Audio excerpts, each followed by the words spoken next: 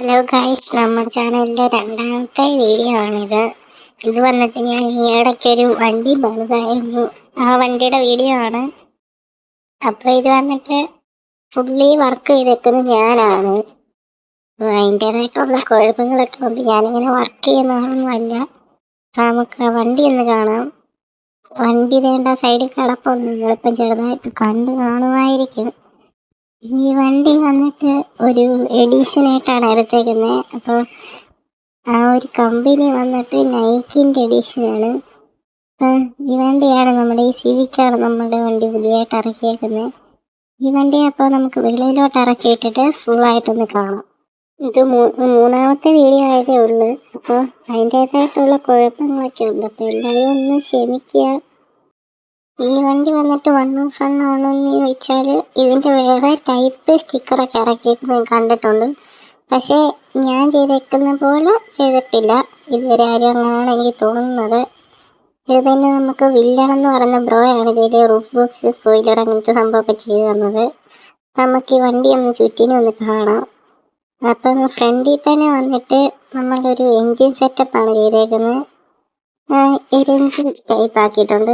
അത് നല്ല ടൈം എടുക്കുക അങ്ങനെ ആക്കി എടുക്കാനായിട്ട്. പിന്നെ ഹോണ്ടയുടെ ലോഗോ കൊടുത്തിട്ടുണ്ട്. ബോഡി കിറ്റ് ആഡ് ചെയ്തിട്ടുണ്ട്. അങ്ങനത്തെ പരിപാടിയൊക്കെയാണ് ഫ്രണ്ടിൽ ചെയ്തിട്ടുള്ളത്. ഫ്രണ്ടിൽ അത്രയൊക്കെ ചെയ്തിട്ടുള്ളൂ, വേറൊന്നും പ്രത്യേകിച്ച് ചെയ്തിട്ടില്ല. പിന്നെ സൈഡിലോട്ട് വരുമ്പോൾ 46 എന്ന് പറഞ്ഞുള്ള ലോഗോ ഒക്കെ കൊടുത്തിട്ടുണ്ട്. പിന്നെ നൈക്കിൻ്റെ ലോഗോയും. ആ ലോഗോ കറക്റ്റാണോ അല്ലേ എന്ന് നിങ്ങളൊന്ന് പറയണം കേട്ടോ.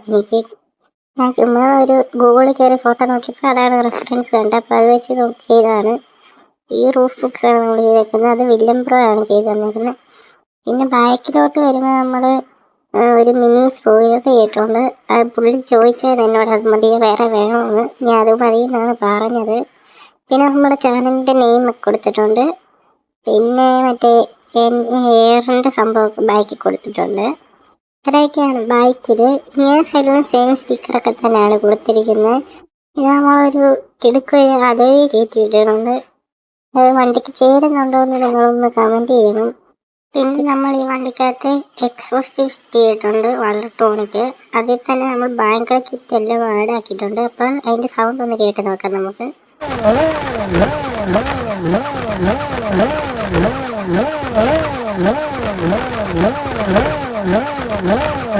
അപ്പം ഇതുപോലെ നിങ്ങളുടെ വണ്ടിയുടെ റിവ്യൂ ഒക്കെ നമ്മൾ വന്ന് എടുക്കണമെങ്കിൽ ഇൻസ്റ്റയ്ക്കകത്ത് മെസ്സേജ് അയച്ചാൽ മതി.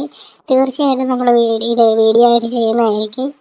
അപ്പം ഇത്രയൊക്കെ പറഞ്ഞുകൊണ്ട് ഞാൻ ഇന്നത്തെ ഒരു ചെറിയൊരു വീഡിയോ നിർത്തുകയാണ്.